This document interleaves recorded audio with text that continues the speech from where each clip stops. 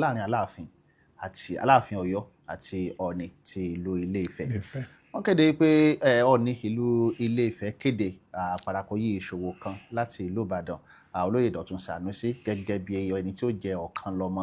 Àmọ́ Aláàfin ní àwọn fún Ọọ̀ni ní wákàtí 48 hours láti yí ẹsẹ̀ padà lórí òfin bẹ́ẹ̀, lórí ìpè bẹ́ẹ̀, ìpè téèyàn ó bá fi irú ẹni bẹ́ẹ̀ jẹ oyè pé ọ̀dọ̀ Aláàfin ló yẹ kó ti wá.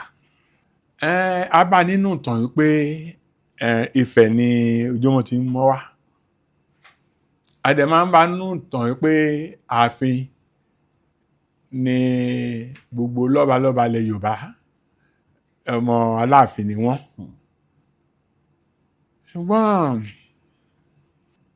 àwọn tó hàn bẹ́ẹ̀ lánàá dà, àwọn tó bẹ̀rẹ̀ ìjà yìí Síjú-Adé àti Lámídì Aláàfin àwọn dà.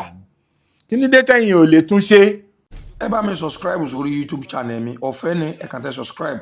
Ẹ̀yin tẹ́ bá sì fẹ́ ràn wá lọ́wọ́ lórí péjì wa, account number wa nìyẹn sálẹ̀, kò ní bàjẹ́ fún yín.